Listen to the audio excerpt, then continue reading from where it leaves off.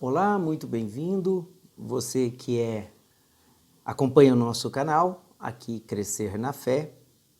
Queremos pedir a você que, se você não for inscrito, que você se inscreva, deixe o seu like, participe conosco. E você que já é inscrito, ajude a divulgar o canal, que procura levar um pouco mais de conhecimento da Palavra de Deus. E assim vamos semeando juntos as sementes do Reino.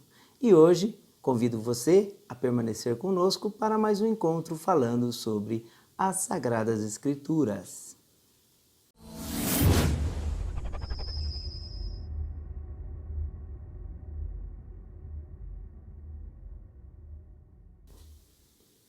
Continuando aqui então os nossos estudos, as nossas reflexões sobre a formação da Bíblia, seu processo de escrita, hoje continuamos falando um pouquinho mais sobre este importante período histórico do povo de Deus na sua formação até chegar ao que conhecemos hoje como o povo da aliança ou Israel. Nós estamos agora no período da realeza, ainda no período da realeza, e retomando um pouco o nosso raciocínio, vimos aí em encontros passados que estamos numa fase de transição entre a época dos juízes e a época da monarquia. Por que é importante ressaltar este período? Por dois aspectos. O primeiro, que no tempo dos juízes, o que determinou a mudança da forma com que o povo de Deus começa a se organizar, sem sombra de dúvida, são aspectos também externos, não é? Então, isso que nós vamos ver hoje, o que está por trás, o que levou a escrever, o autor escrever o texto sagrado, comentando um pouco essa história, que tem para nós aspectos sociais, políticos e também teológicos. Então, para que a gente possa aprofundar neste conhecimento, eu convido você, antes de mais nada, antes de abrirmos até o texto sagrado, nos colocando na presença de Deus, pedir sua luz, pedir sua graça para que nós possamos compreender melhor e, compreendendo mais, amarmos mais a palavra de Deus. Vamos lá? Em nome do Pai, do Filho e do Espírito Santo. Amém. Vinde, Espírito Santo, e enchei os corações dos vossos fiéis. Acendei neles o fogo do vosso amor, enviai o vosso Espírito, e tudo será criado, e renovareis a face da terra.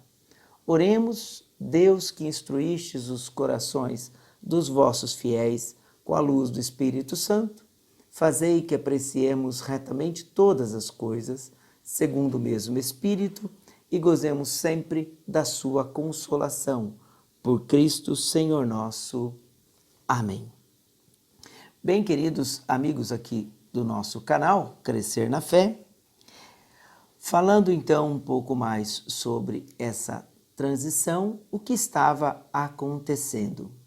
O povo era liderado por aquele que era considerado praticamente o último dos juízes, Samuel, mas por conta da ascensão, principalmente de um povo bastante conhecido, do nosso povo de Israel, os chamados filisteus, eles começam a ter um predomínio sobre a região porque dominam já o ferro. Então estamos passando da idade do bronze para a idade do ferro e, portanto, eles começam a desenvolver um poderio militar melhor do que, evidentemente, os outros povos. E assim, várias incursões são feitas sobre, inclusive, as tribos de Israel.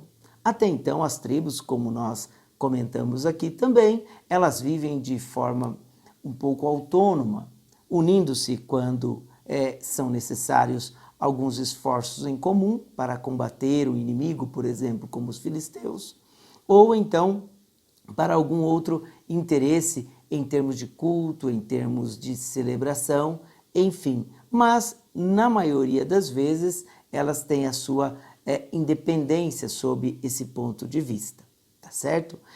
O que isso nos ajuda a entender aquilo que vai interferir na escrita da Bíblia? É que este povo vai acompanhando o desenrolar da história, por isso a história é importante, eles vão percebendo como as coisas vão acontecendo e, evidentemente, homens inspirados, homens que têm uma visão um pouco mais apurada das coisas, vão conduzindo o povo de Deus, e muitos, evidentemente, inclusive, se tornarão líderes, profetas, que ajudarão o povo a reencontrar o seu caminho. Eles já estão na terra, já não estão mais vivendo de forma nômade, portanto, eles já estão mais ou menos assentados, embora ainda, como dissemos também, existam migrações internas, ou seja, deslocamentos dentro daquela região de algumas tribos. Principalmente isso acontece com a tribo de Dan, que em determinados mapas você pode encontrá-las em lugares diferentes. Exatamente por causa disso, porque a situação ainda não era definitiva, então cada qual ia procurando sua melhor condição. Mas o que é interessante percebermos que, por conta desse contexto externo, dessas incursões principalmente levadas pelos domínios, pelas guerras, Israel começa a perceber que os outros povos, teoricamente, estão mais organizados do que eles. Já vivem uma certa monarquia. Olhando para isso, eles começam a se questionar também se não seria o caso de assim adotar esse sistema. Um fato praticamente vai ser determinante. Nós o encontramos lá no capítulo 4 da primeira carta de Samuel. Você vai ver que alguns relatos de guerras vão acontecer e nesse capítulo 4 do livro de Samuel, do primeiro livro de Samuel, Israel não só é vencido, como também a arca é capturada pelos filisteus. Esses fatores levaram o povo, como no livro de Samuel vai estar muito bem redigido, a pedir um rei. Samuel vai ungir Saul. Então são os 3 reis dos quais vamos comentar rapidamente neste nosso encontro de hoje, para que a gente então já adentre na questão da escrita dos livros sagrados. Quando nós falamos de Saul, um detalhe interessante, você pode acompanhar conosco aí na sua Bíblia, vai estar aí também projetado para você, no capítulo 13, lá no versículo 1, nós vamos perceber algo muito interessante, não é? O texto não nos fala com quantos anos Saul assumiu o trono, ele se tornou rei, mas ele nos fala algo muito específico, que é o tempo de duração do seu reinado. Então acompanhe comigo. Aí já na segunda parte do versículo 1, ele não nos fala qual é a idade de Saul, quantos anos ele tinha, quando subiu ao trono, mas diz que reinou 2 anos sobre Israel. Veja, 2 anos é um espaço muito pequeno para o rei governar, não é assim? E o que está por trás desse pequeno tempo que Saul fica no trono de Israel? Nós temos contextos políticos e históricos, mas temos também contextos teológicos. O contexto histórico que nós temos é exatamente uma situação que está nos seus inícios. A monarquia ainda não está formada. Tanto que, no tempo de Saul, ele praticamente não reina como um rei, não existe propriamente uma monarquia. Existe alguém que está já representando esta ideia, porque ele não tem base administrativa, ele ainda não tem um exército formado, portanto, isso é muito ainda incipiente, ou seja, estamos ainda muito no início. Consequentemente, a sua capacidade de governar como um monarca que os outros povos têm, Saul não terá. Portanto, e as guerras, os combates, que são frequentes, vão levar à morte deste rei. Teologicamente falando, quando se faz uma interpretação dos acontecimentos também, você vai poder perceber que lá no capítulo 28, quando se fala da queda, não é, de Saul, isso está ligado a uma atitude de infidelidade, então, deste rei. Ele, para consultar o Espírito de Deus, ele faz uso de uma necromante. Então, aqui, o autor sagrado estabelece, ou pelo menos identifica como um fator determinante para que o reino de Saul não perdurasse. Foi a sua infidelidade. Logo na sequência, nós vamos ter o reinado, então, de Davi. Nós vamos perceber que, uma vez, segundo o relato bíblico, que Saul não correspondeu a essa expectativa, Samuel ungirá o rei Davi. Davi surgirá, então, como um rei que lá na frente também será sempre reconhecido como o rei segundo o coração de Deus. Mas também neste tempo nós ainda não temos propriamente os escritos. Temos podemos ter algumas iniciativas, mas nada tão marcante que mereça dizer que de fato aí se deu o início dos escritos bíblicos, não é? Davi ainda está organizando a sua corte, não é? E um fato muito importante que você vai poder perceber no relato, que comumente são chamados da história, a tradição da dinastia, ou seja, a história dos reis. Por isso que o livro de Samuel, o livro de Reis e Crônicas, eles basicamente tratam a partir desses assuntos, ou seja, como surgiram e qual foi a história dos reis em Israel. Mas Davi, ele consegue uma vitória muito importante. Ele conquista a cidade dos Jebuseus, que depois ele vai batizar de Jerusalém. Vai ser a cidade do seu rei, vai ser a capital do seu reinado, onde depois o templo será construído. Então nós percebemos que durante o período da monarquia, a situação vai mudando aos poucos. Outro fato importante atribuído aí a Davi é que ele então foi capaz de unificar as 12 tribos. Aquilo que até então, no tempo dos juízes, não tinha sido possível, Davi, segundo os relatos bíblicos, ele consegue realizar, que é fazer com que as tribos se unam e, a partir daí, comunguem de um ideal nacional. Ou seja, eles deixam um pouco essa ideia tribal e passam a ter uma ideia mais de povo, não é? Que depois, evidentemente, vamos dizer assim, sob o ponto de vista da sua efetiva fundação de uma nacionalidade judaica, de um povo judaico, isso vai se dar em Esdras, depois do exílio da Babilônia. Mas aqui em Davi, o povo já se une em torno do seu rei.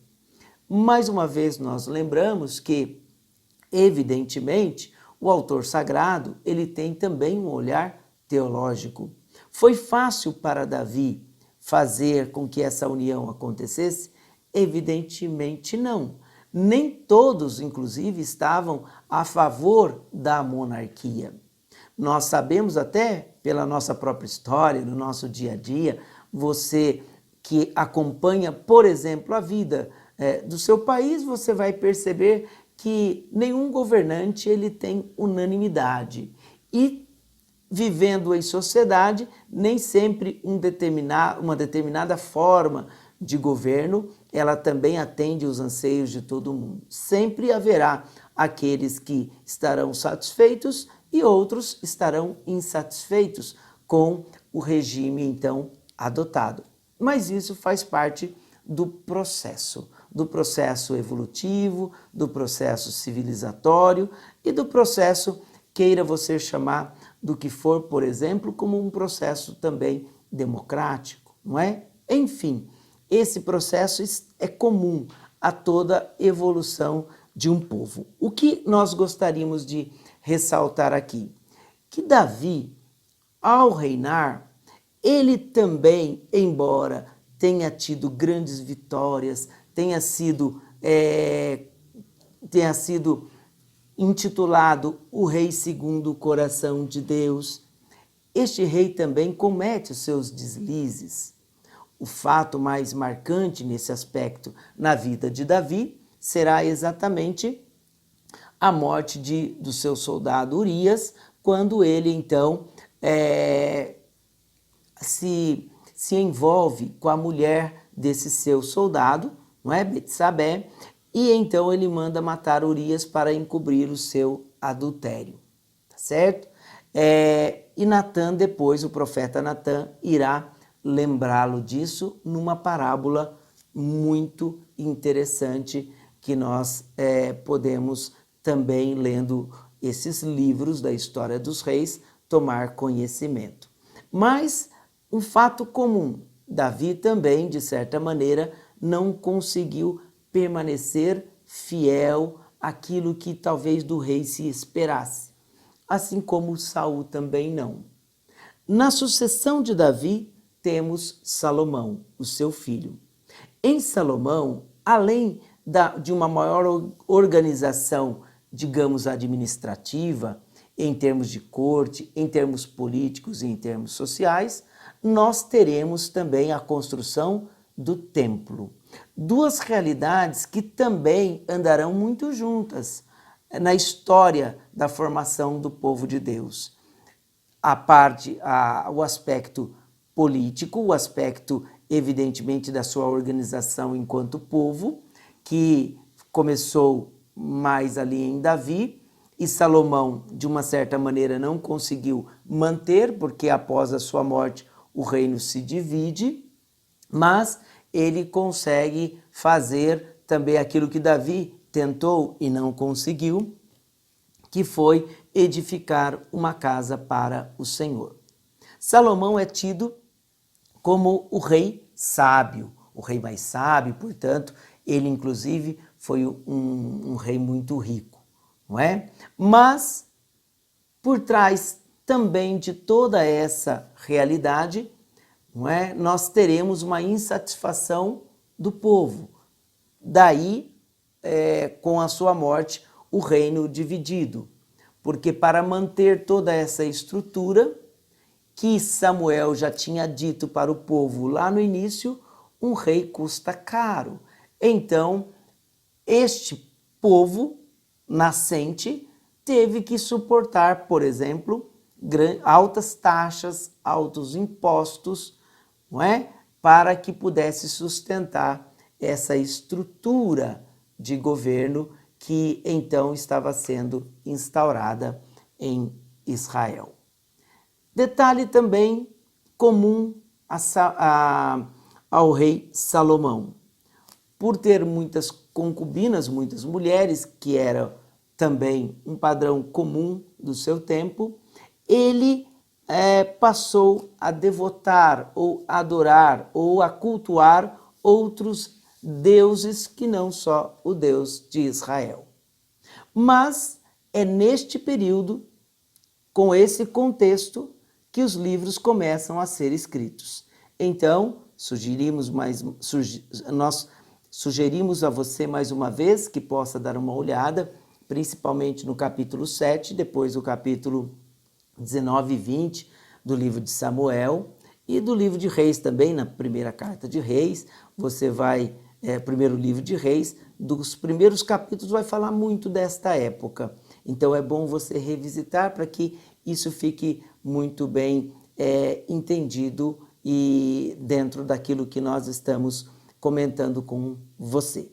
Mas o que nós gostaríamos de trazer também como uma novidade, já pensando lá na frente.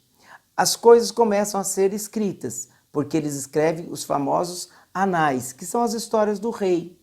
Por isso, você vai ter no livro de Reis, Samuel e Crônicas, muita coisa falando a respeito da vida do rei, a vida na corte, como ele faz, como ele não faz.